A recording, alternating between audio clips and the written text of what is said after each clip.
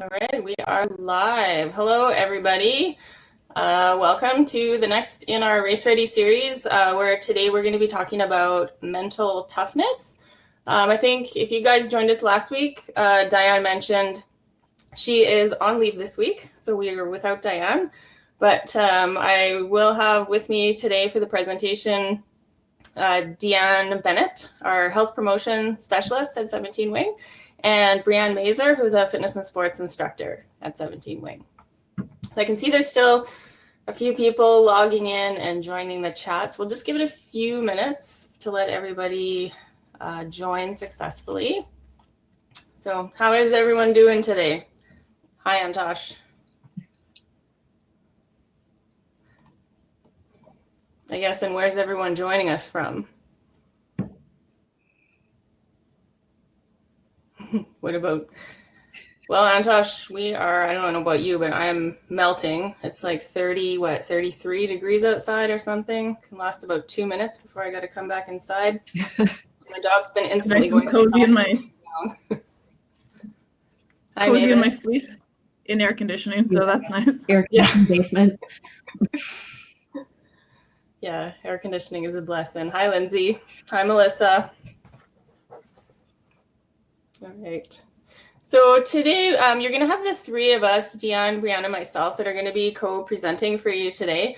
So we will as well just be monitoring the chat as we're going along. So we won't have everyone's mic or camera enabled. Those are going to stay off. So if you have something that you want to contribute, or if we're asking a question, we'll just ask you to pop your responses into the chat, and we'll make sure that we're monitoring that periodically as we go so we can respond back to you. Just a note that this video will be recorded so that it can be viewed later. It's just the chat itself will not be recorded, so anything that's typed in the chat won't be recorded. So we're going to try to read it out and probably verbalize it as we go, just so that we can discuss it and have it recorded as part of the video. All right. So if you did miss a session, they are available for you to view on the CAF Connection website. We've got, and on the Demio website. So we've got the links here. So if you did miss a session and you wanted to go back, or you saw it and you wanted to go back and review, they're available here for you via those links. And as usual, before we get started, just a few housekeeping notes. So the presentation you're about to view is the intellectual property of the Department of National Defense. So any reproduction or retransmission of the slides contained in this presentation is strictly forbidden. Some of the topics discussed in this webinar may be of a sensitive nature and not appropriate for children. Probably not so much in this presentation, but we just ask for parental discretion.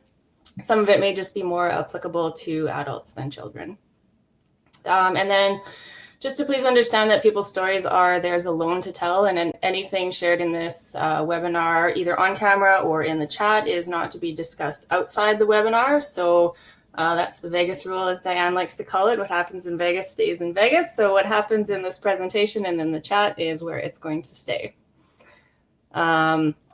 So like we said, it is being recorded for viewing later. So while we do encourage active participation while you're attending the webinar today, it is okay if you simply want to follow along and not contribute via the chat, and maybe revisit and view some of that later. So before we get started, we always like to ask this poll first. So just want to ask what your affiliation is with the CAF community. So if you go up into the right-hand side there via the polls button, if you just want to click on and give us your response.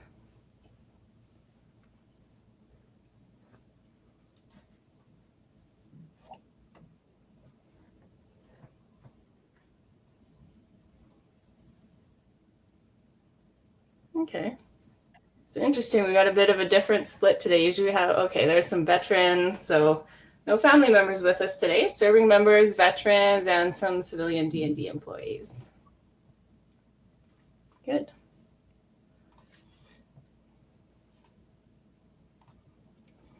All right, so at this point here, I'm going to turn it over to Deanne. Just about called you Diane. It's a little confusing with their names sometimes. To start us off in the presentation, and I'm going to be turning my camera and microphone off just so that we can maximize the screen for you guys to view the slides. So we'll be returning with our cameras at the end of the presentation. Perfect. So we'll all be turning our cameras off at this time, just so the PowerPoint. We'll start off right out of the gate with mental toughness. When you hear the term mental toughness or crossing barriers, what words come to mind? If you could put it in the chat, what words come to mind?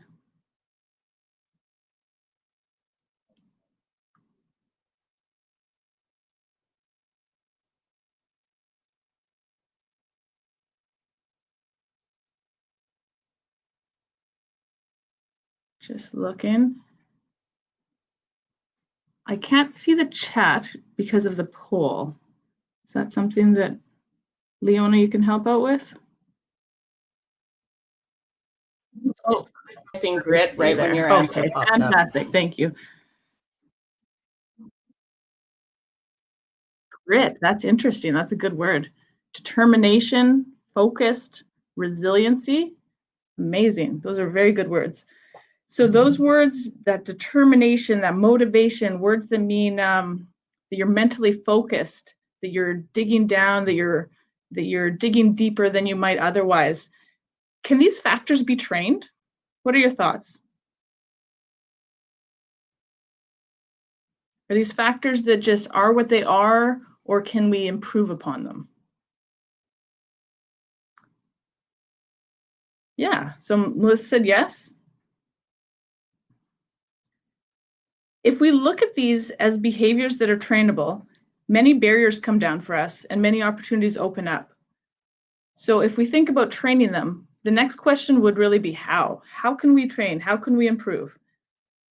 Today, we're going to talk about what you can do before, during, and after a training session or an event to get the most out of it and to get the most out of yourself. So essentially building that resiliency.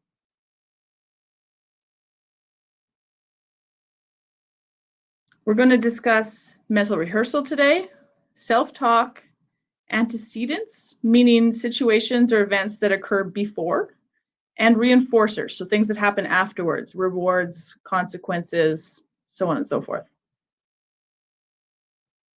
Today I'm going to use the term mental rehearsal versus the term visualization or imagery, because as sports psychologist Gary Martin here states, it should involve all of the senses that are typically used when you're actually performing a skill. So what do you do that involves one or more senses as part of your mental rehearsal? Is there anything that you're currently doing before a training session or before an event to mentally prepare yourself? I'll give you a minute to put some of those responses in the chat.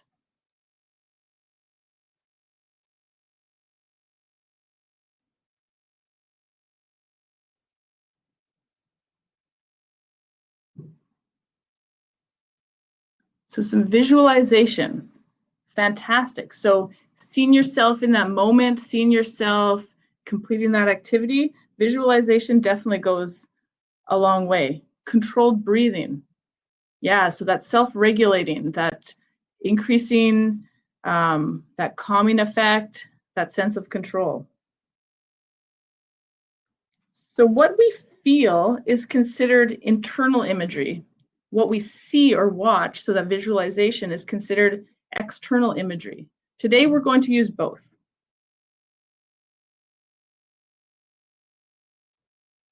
We can use imagery to imagine positive outcomes in order to elicit emotions that are likely to enhance our appropriate execution or our appropriate performance, rather than our negative emotions that would hinder performance. For example, nervousness or anxiousness before an event. So mentally rehearsing can help combat that nervousness. It can help you recall or remember the feelings that you want to repeat again and again. And it can help minimize distractors. So depending on how your day's been, or other thoughts that come into your mind that you don't want to be there. Having this tool, this mental rehearsal, can help you be more in control of that situation. So how do we do this? We could do it alone or with a coach. And the coach doesn't necessarily have to be a professional, a sports psychologist. It can just be a training partner. It can be a friend. You can walk each other through step by step to help with the visualization.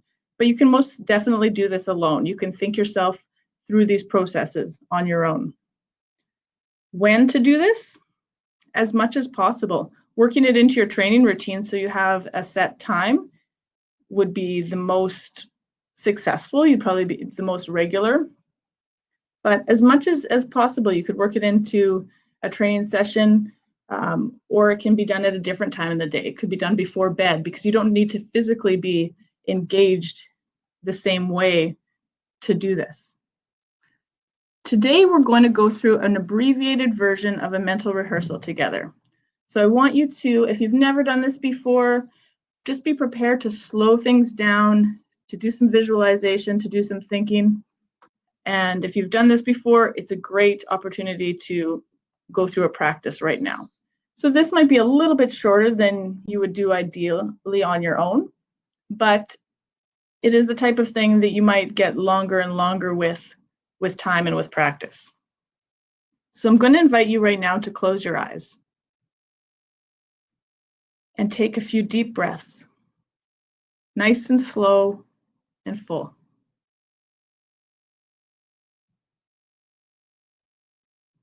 We're going to slow down our breathing a little further by doing about a minute of 4x4 breathing. So follow my prompts. Inhale, 2, 3, 4, pause, 2, 3, 4, exhale, 2, 3, 4, pause, 2, 3, 4. Inhale, 2, 3, 4, pause, 2, 3, 4.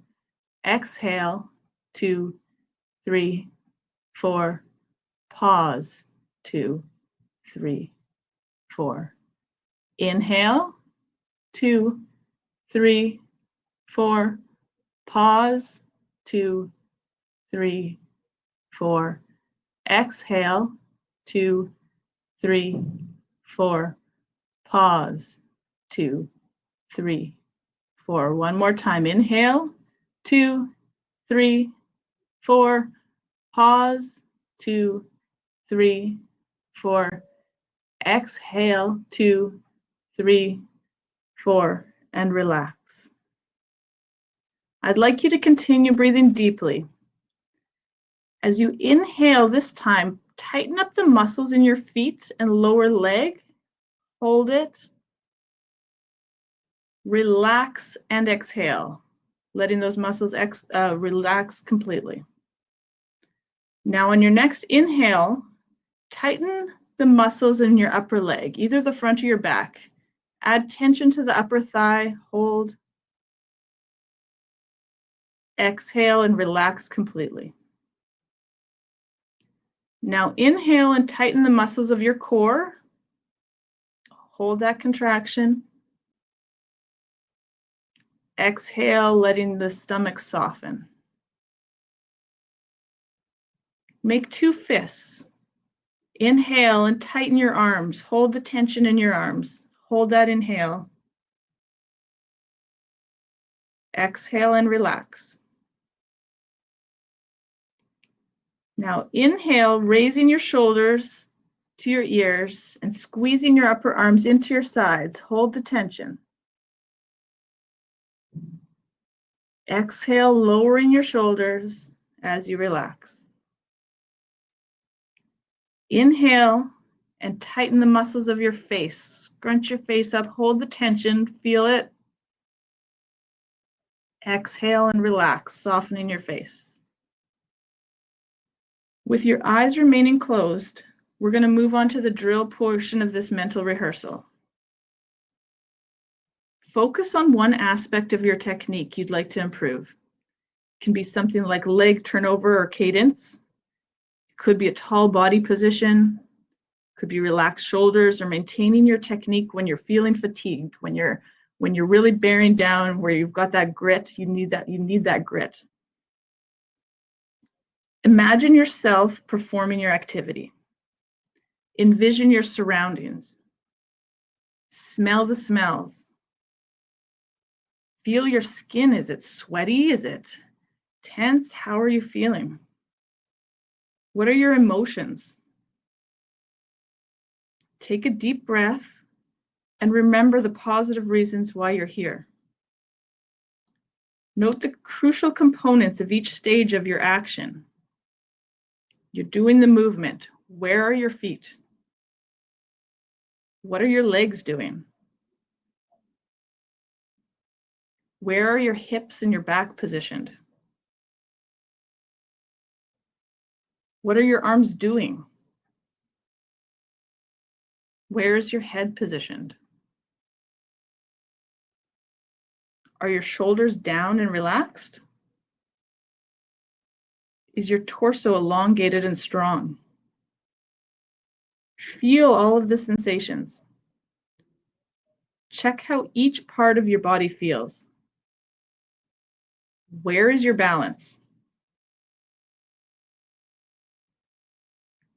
How, when, and where is your strength being applied? Feel how it feels when you're tired, when you feel like naturally stopping, when you're feeling exhausted. What are you going to do to keep yourself going? What is motivating you here? Imagine your desired technique. Study the sequence. Do you need to correct anything here? If so, correct it now. Now imagine yourself executing a perfect sequence of motions. Imagine these movements in real time. Notice details, sensations, how your body is moving. Repeat this image multiple times, right now in real time.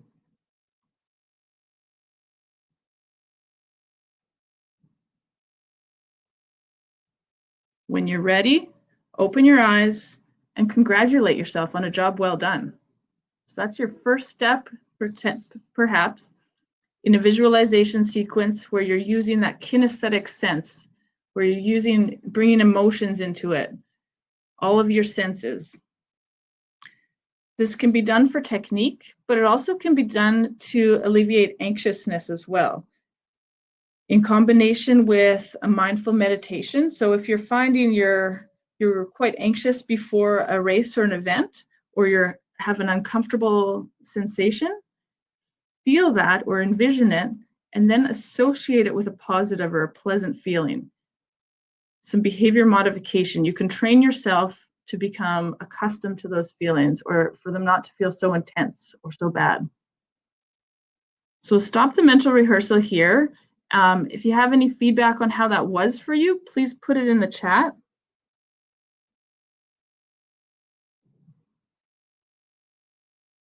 Perfect. And we'll move on to self-talk.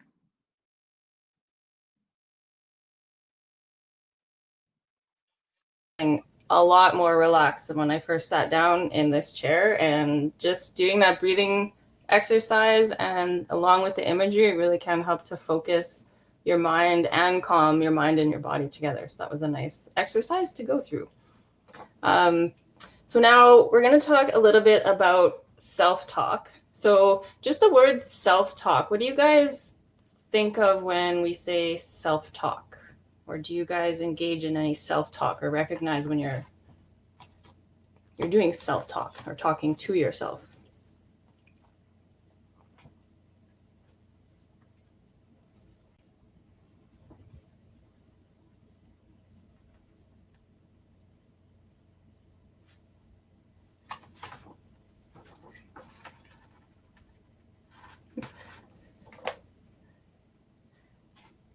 All right, so self-talk essentially is exactly what it sounds like. It's basically So Melissa says, sometimes too negative, hard on myself. That's very common, I think. Associate it with negative self-talk, talking yourself out of something, says Lindsay, before you've even started, for example. Yes, so that happens both, in our training, in our competition, but just in life in general. And I think a lot of us, when we hear self-talk, we do associate it a lot with negative self-talk, because we hear a lot about that. Brian says it's easier to see faults in your performance. Yeah, because maybe you're recognizing them and acknowledging them in your head or out loud to yourself. So we're hoping today that we can use self-talk and recognize self-talk in a positive way to give us a bit of a benefit in our training and in our competition. So essentially it's that narrative that we tell ourselves in any given situation. So an interesting thing about self-talk, it's thinking out loud. So actually verbalizing it out loud is something that we naturally do as young children. So if you have young kids, you might notice this. I saw this last weekend when I was out with my goddaughter, who's 4. They tend to naturally just speak out loud while they're doing things. So I was taking my goddaughter fishing on the weekend, and there she was talking her way through as she's doing everything. As she's, okay, I'm going to put the worm on the hook now. Go slow, really slow. I don't want to poke myself in the finger. Okay, I'm going to reel in really slow so it doesn't get tangled up. That's a good idea. And she's just expressing it out loud. And if you notice when kids are doing that, it's entirely natural to them. So when they're young, age sort of 4 and below, that's a very natural thing that everyone does. By the age of 5 or 6, we sort of learn to talk silently to ourselves. So often, if we hear when kids are verbalizing things out loud, so say in public, Mom, why is that guy walking funny like that? Mom, why does that guy's hair look so funny? We often tell them, shh, don't say that, don't say that. So they learn to internalize those thoughts and they become sort of inside our head, but they're still self-talk. It's things that we're talking to ourselves about or telling to ourselves. And when we think about thinking and our thought process, whether we're, thinking through our upcoming training session, thinking through our competition, just thinking through any sort of task or through what our day is going to be, thinking is sort of a combination of imagining a scenario and our self-talk. So we imagine something happening, whether that's our race, our training run, and then our self-talk that goes along with it is kind of how we envision how it's going to go. And that's the story we tell ourselves. And it may be true or it may not be true. So, I may be engaging in some negative self-talk that isn't necessarily true, but it might become true because I'm telling it to myself over and over. So what we want to try to do is to use self-talk in a positive way so that we can bring about a positive change. So some of the benefits of using it is being able to control our emotion or our mood. So if I am, running in my race and it's not going the way that I want to, and I'm starting to feel very frustrated, or, I'm getting a little demoralized from it, if I can use self-talk in a positive way to help turn that around, I'm going to see, a change in my emotion and my mood to become more positive. We can use the self-talk to actually stop the negative thoughts as they're happening. So if we recognize those negative thoughts as they're starting to creep in, we can use that self-talk to help stop that and turn it around so we don't continue down that path of negativity. Help us improve our focus and our concentration. So if I'm continuously delivering a narrative to myself that's focused on that one task I need to be focused on, and I'm always reminding myself of what that is and what I need to be doing next, that's going to improve my concentration, which is going to improve, my ability to do the task. It can definitely help with problem solving and planning. So you think back to when the kids, they're little and they're explaining themselves through a process, that's helping them problem solve and plan. They're verbalizing or vocalizing, options of what to do, what might work best.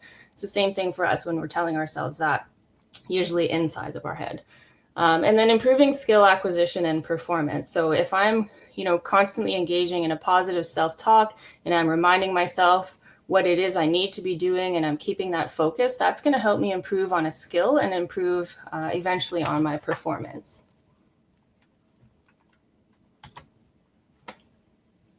So we talked about using our self-talk to help stop the negative thoughts. And it is something that we have to focus on intentionally doing.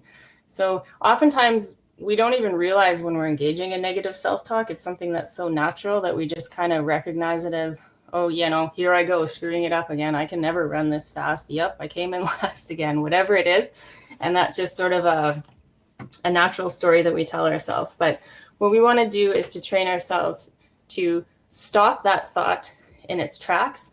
But then what we've got to also do is, now that we've stopped it, in order to turn it into using your self-talk for good, is to replace that thought with something positive for moving forward. So the first thing we have to do is to identify the negative thoughts. So for example, like Lindsay's saying, she usually talks herself out of something before she's even started. So I might be saying, oh, I don't want to go out for my run today. It's just going to be terrible. It's way too hot. Well, I got to identify that as a negative thought, and then I'm going to have to stop the thought and eventually replace it.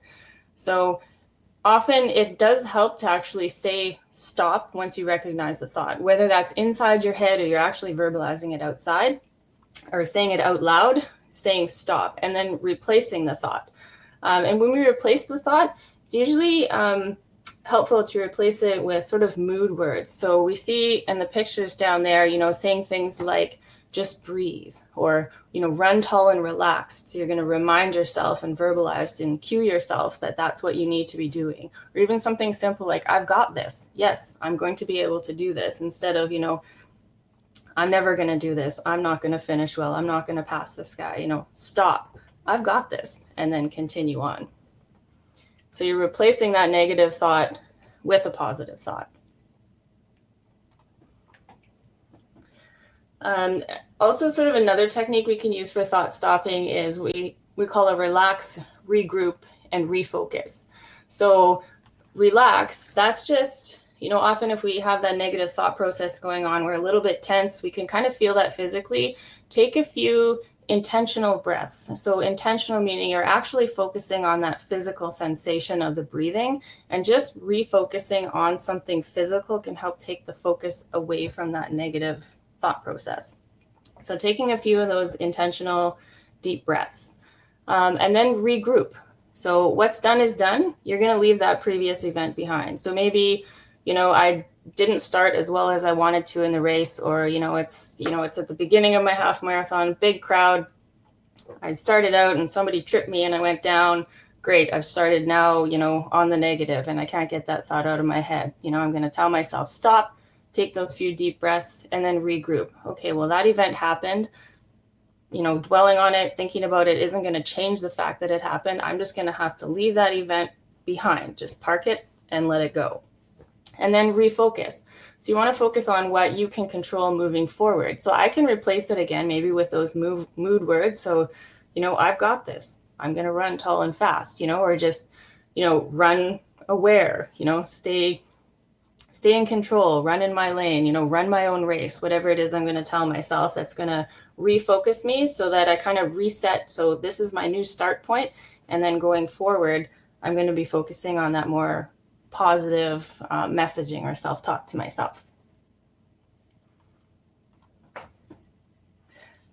And I think a good example of a lot of what we talked about already is we have a short video for you coming up here. It's called How to Keep Your Head in the Game, just 2.5 minutes long. It's by Dr. Jonathan Fader, who is a sports psychologist, and he actually works helping people to develop these types of techniques and sort of keeping that mental focus, developing that mental toughness so that they can keep their head in the game in the positive way.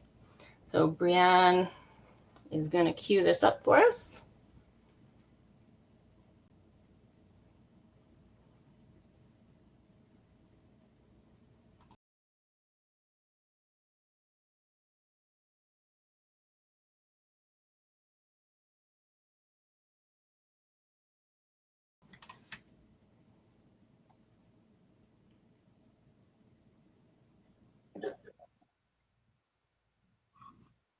Live their life. And we're really not taught about the different skills that can help you focus and keep your attention on the right thing at the right time every time. Most athletes, if you ask them, you know, what are you doing to prepare? They'll give you a very thorough background about what they do physically. They'll stretch, they'll do strength and conditioning, they'll eat right, they'll try to sleep right. But most athletes really actually aren't working on mental conditioning. I'll give you an example. I was working with an MLB player, and I noticed that when an unwanted result would happen, like someone would get a hit in a situation that really wasn't ideal, he would just be dejected. He would be sad and overwhelmed. And so, I remember asking him, when that happens, what do you do? And he said, well, I just shake it off. But then I asked how, and he couldn't really tell me. So what that experience shows is most athletes and most people don't have a go-to mechanism, a mental technique, something they're going to do to reset.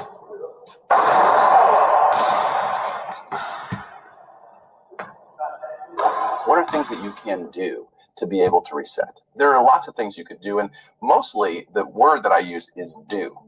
It's really hard to think your way out of a situation. It's better to do your way out of a situation. So what I recommend to athletes is have a go-to resetting action that they do. Now, the best one is really getting in contact with your breath. A deep breath in, a deep breath out. There's a physiological process that happens where your body relaxes when you do that. It can also help to clear the mechanism and be able to focus on the next play. Also helpful sometimes is having a reminder, a cue word, or self-talk, we call it, that you can say to yourself, here, now, next play. Just instructing your brain about what the next thing you're focusing on. The more you practice that off the field or off the court, the more calm and in the moment and feeling good and happy an athlete is, just satisfied and relaxed, the better they're going to play. These are natural athletes, and all they need to do really is to relax and allow themselves to be there. And a lot of these skills are about allowing the natural talent to come out.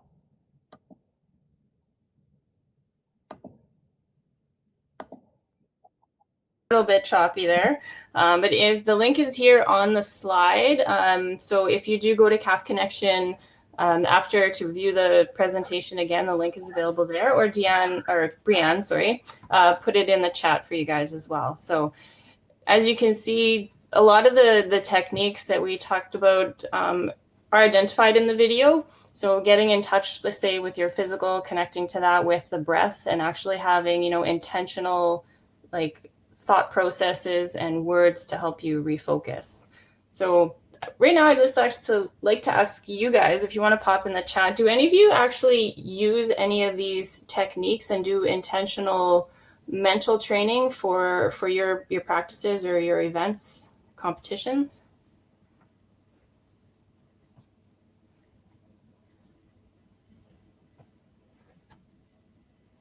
I try.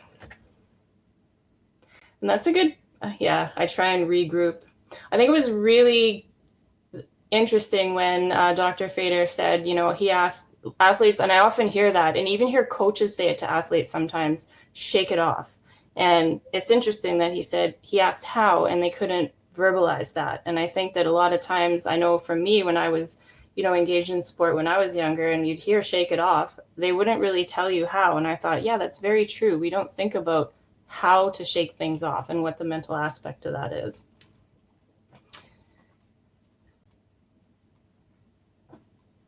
All right, so I'm going to turn it over to Brianne now, where she can talk to us. Oops, sorry, Brianne. No problem. All right, so we're going to be, Lindsay says, before I move on, I try to tell myself, keep moving forward, or something short like that as a way to change the negative self-talk during a run. And I think that's great. You're focusing on something that you can control and something that you can change, and not focusing on whatever negative event it was or whatever you had told yourself beforehand, which I think is awesome. All right, so we're going to take a step back and kind of focus on antecedents. So like Deanne briefly mentioned in the beginning, antecedents are factors that might affect you prior to training, or maybe very early on, kind of during your training. So taking a look at those and why they're important, as they have the potential to impact the quality of your training or race. So some of the things that we see here are examples of practical things you can do, or you may already be doing in order to set yourself up for success, both in training and to make sure that you have a successful race. Some of the tools that we have here are goal setting. So whether that's, you're trying to break like your own personal best, whether that's in a split, a race time, or even if it's just the distance. So first time attempting this distance, whether in the bike ride or the race, and your goal is just to finish. Those are all awesome goals. Having role models. So whether that's someone you know either in person or an athlete you might follow on social media. So having a positive role model to look up to can help motivate your training. Imagery. So like Leona and Deanne had kind of previously discussed, we use imagery to help imagine positive outcomes in order to elicit emotions that are likely to enhance appropriate execution, so help our performance, rather than bring out the negative emotions, which are probably going to hinder our performance instead. We do also have picture prompts, so that ties in nicely with imagery, where what you feel or kind of see inside your head is considered internal imagery, and what you watch might be considered external imagery. Posted records of progress. So whether that's, you and your friends kind of have maybe a group chat where you can post your progress, chat about runs or rides, or posting that on social media if you've got an active group of friends on Instagram or Facebook where you can post that and you can see their records of progress, might help you motivate you to continue. Kind of further to that, friendly competitions with either training partners or friends, just challenging the other to be better and kind of continue with your training and really continue with your best foot forward.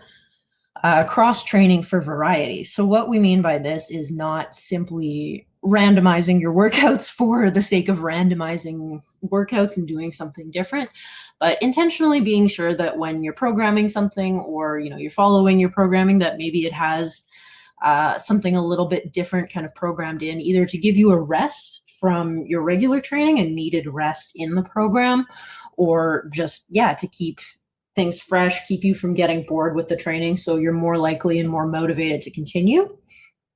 Training partners. So this works for some people. I mean, other people do prefer to train by themselves, and that's fine.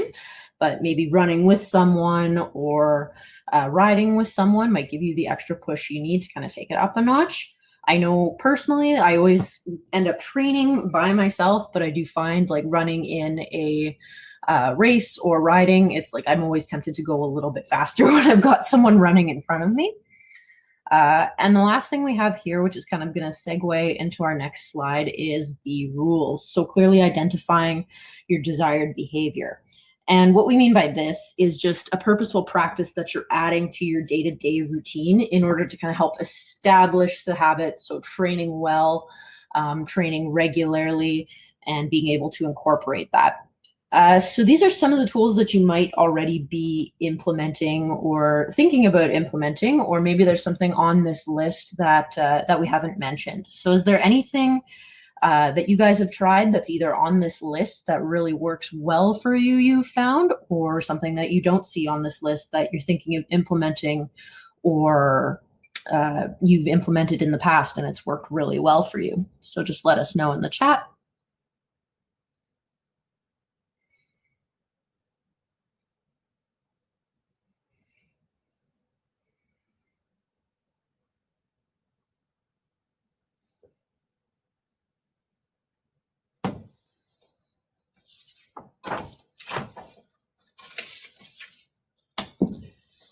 Goal setting for sure, says Matt, and posted records with friends. Yeah, that's seeing other people's times, at least I know for myself, always kind of gives me a little bit more perspective on my runs or my times, and maybe situations where I might be a little bit too hard on myself, or it's oh, that wasn't really the time I was going for. It definitely helps ground me and give me a little bit more perspective. Yes, Leona, 100%. If I tell someone I'm going to do it, definitely. My partner, Sean, is huge for, if I mentioned to him earlier that day, I'm going for a run, he will ask me kind of every couple hours how my run was or if I went already. And it definitely keeps me accountable. So I'm just going to move over to the next slide. So reinforcers. So this was something we did also mention again briefly at the beginning of the presentation. So what is a reinforcer and why is that important? So these tend to hold more influence kind of after your training session or cycle, or once the desired behavior or response has occurred. So these can be positive or negative. So we've got rewards versus consequences. Positive reinforcers tend to add something to increase the behavior, while obviously the negative reinforcers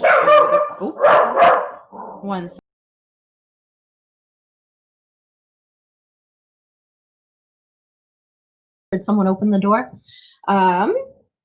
So where were we? Consequences, yeah. So the negative reinforcers or consequences will take something away if a rule or condition is not met. So just kind of a bit of an expansion on that slide. So here we have a list of some examples of rewards and compliments.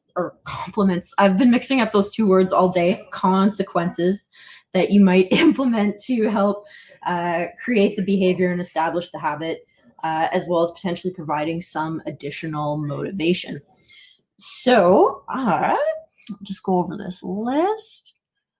So the rewards, so material rewards, if you complete a certain amount of training sessions, or, you complete your race, or you get the time you were after in the race, maybe material rewards. So it's like, I can buy myself those new shoes, or I can buy myself some type of material reward to kind of continue to motivate me. The medal or trophy, so that you might get when you finish the race. I know some people have quite a collection, and just getting the hardware kind of at the end really motivates you and helps you do well. Couch time, so just some much needed time to rest and relax, take a load off, feel that you've earned, watching that show. Okay, I went for my run, I can watch one show, or so on and so forth. Self-improvement, so just that you like how you feel after a run, you're happy that you're working towards improving yourself, making yourself better, and practicing some of those positive thought practices. And sensory stimulation, so just how after a run makes you feel. Like, you feel tired. I know for me, I'm usually tired, and with the weather how it's been lately, pretty hot, but I also feel very, very satisfied that it's finished, and often, not as bad as I sometimes tell myself it's going to be going into it. Versus some of the consequences or the negative reinforcers. So just the potential of maybe not finishing the race if you're not training properly. Same kind of with injury there. If you kind of shirk your training, neglect that, and you jump into a race that's maybe just too much distance, too intense, too quickly, and you end up injuring yourself. Kind of opposite the self-improvement, you've got personal disappointment, where you felt that this was maybe something that you could do, and you felt was achievable, and you'd let yourself down a little bit in that regard. The absence of a reward, so not finishing, either maybe not getting that medal or trophy at the finish line, or not being able to buy yourself whatever it was you promised yourself if you finished the race or completed all your training.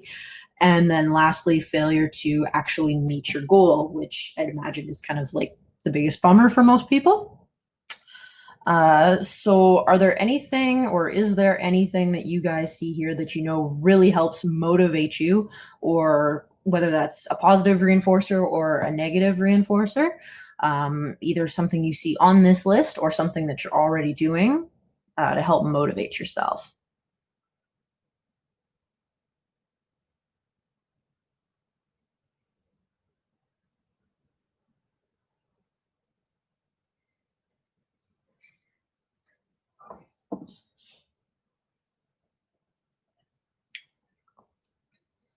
Yeah, so Leona says the medal that she got from her first ever half marathon was a big reward for me, more than I thought. Same, like the medal, I mean, not from a half marathon and not quite as significant, but yeah, even just getting the medal from doing the RCAF run a couple years ago now, cooler to have than I thought.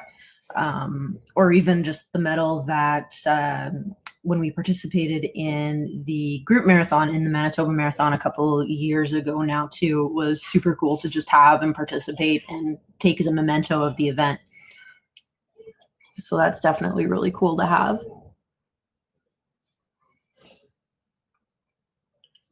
All right, so if you think of anything, just kind of continue to drop that in the chat. So like I was mentioning on the other slide rather, your rewards and consequences are directly related to the rules you set for yourself as part of your antecedents. So you're not going to reward yourself, or what we mean by that, you're not going to reward yourself if you're unable to, essentially put the rules into play that you've set.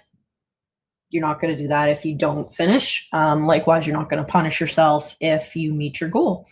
Deanne says, I usually enjoy snacks, some baked goods with my training partner after our Sunday long runs. That sounds really, really good. Food is a big motivator for me as well. So usually let myself have, some cheat food on the weekend. All right. So like I said, if you think of anything, just continue to drop that down in the chat. I'll go over to the next slide. So committing to change and knowing how to do it are necessary for success. So we hope that by, viewing this presentation, you're already maybe committed to making a change, and this will give you a little bit more ammo in the knowing how to do it department so that we can help set you guys up for success, both in your training and your chosen race endeavor. So if that's going to be the bike or the run, whatever that may be. All right. We'll go over to the next slide. All right. So I'll turn that back over to Leona, or open it back up to Leona and Deanne as well if they're in the chat. Did anyone have any questions, comments? You can drop those in the chat as well.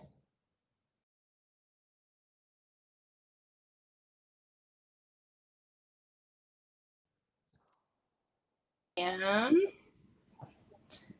just had to chuckle when Deanne put her comment up there about enjoying a snack with her training partner after the Sunday long runs. That used to be one of my rewards, and I really had to learn to moderation in my rewards, that going out for my 5K did not equal half a cheesecake for reward. So you have to make sure that that's an equitable reward for the effort given. Yeah. All right, so I hope that we were able to give you guys today even just one or two simple techniques, or even just an awareness about how you can use some of the techniques to help build some mental toughness, or just get a little bit more in your mental game.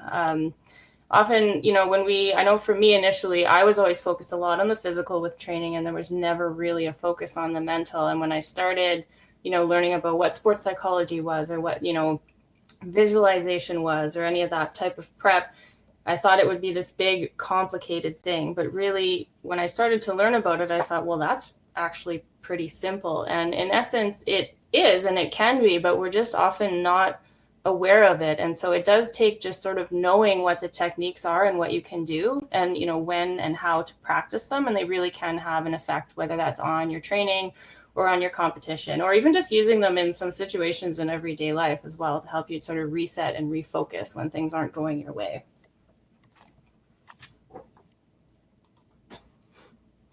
All right, so just finishing off here with some of the resource slides. So just reminders here, there's the Canadian Forces Member Assistance Program, which is a 365-day-a-year referral service for military and families. It can provide help in a variety of areas. Usually providing help within response back within 72 hours of that first referral. It's free and outside of the chain of command. There's Canada's suicide hotline. So if you or someone may be having some mental health issues or experiencing suicidal thoughts, we definitely encourage to call that number. There's information on COVID-19. You can go to the Government of Canada website for the most up-to-date and relevant information on coronavirus and COVID-19. The Family Information Line, It's bilingual, 365 days a year, with real counselors on the line, available for military and military family or extended family. There's a sexual misconduct response center. If you or anyone you know has experienced any sort of inappropriate sexual misconduct or behavior, encouraged to call that line. The Kids Help Phone is available there, and there's also, and they can also text as well. That's a little bit, kids tend to be a bit more proficient with the texting, so encourage there. Counselors are there available for them to call. They also have a helpline for parents that might need some support. And there's the ARC line in support of COVID-19, or email address there as well. Brian in the chat has just said, thank you, very informative. Does PSP do a virtual running technique instruction? I don't, you mean like virtual, like physical running technique, Brian? Yes. Not as part of this Race Ready series, but if you look on the CAF Connection website, there's a national fitness, under the fitness section, there's different workshops and live stream fitness videos. And I believe some of the workshops, or one of the workshops, may actually be on running and running technique. You'd have to scroll through, there's calendars there by month. If it's not there as a topic, that's one we could definitely suggest to add as one, because I know that's very, very popular as a topic for people, for sure. I believe Gareth in Toronto did actually do one. I remember seeing something to that effect, Leona, so there should be something up there. If you can't find it, Brian, feel free. Our contact information will be going up at the end of this. Feel free to reach out by email, and we can track that down for you and send you a direct link. All right, and as usual, we're going to have our final poll here today. Just a heads up for you guys that have been in some of the previous ones who are misclicking on the buttons. I think I did switch the responses around so that the agree is in the spot of the disagree this time. So read before you click. So we will share that now. So I feel like I can apply what I learned today in my daily living. So whether that's in your training, it could just be even in your daily living with how that you're going to be using some of these mental techniques to maybe turn it around when things might not be going your way.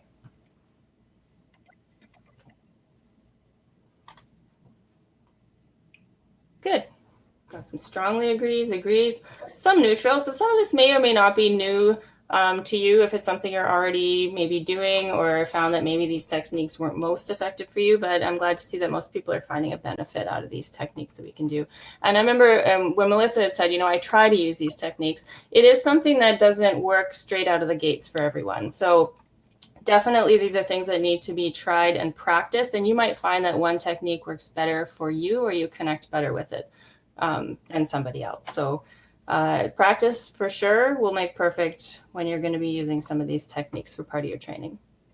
So there's our contact information up there. When it comes to mental training, sorry, I was just going to add that when it comes to adding mental training, adding a little bit really does go a long way. So if you're doing nothing and you just add a little bit, it can make a big difference, and then you may decide you want to add more. Yeah, definitely agree. I know for me, the first thing that I ever did was just add in a quick pre-race routine, a little bit of visualization and breathing as part of my warm-up, and that made a big difference in setting the tone for the run I was about to do.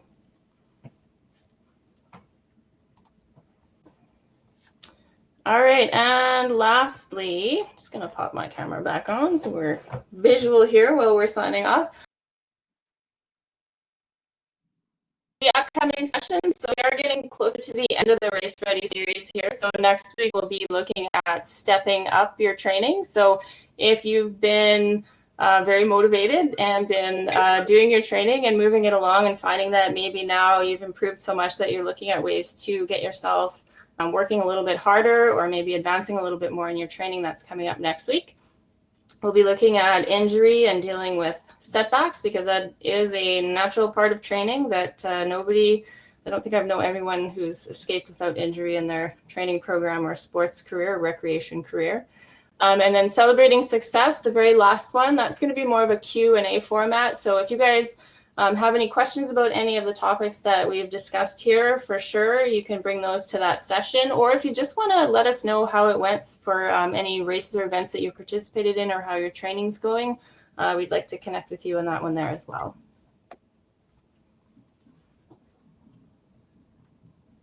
All right. Good luck, everyone. Good luck, everyone. Yes, and happy training. All right. Thanks, Antosh.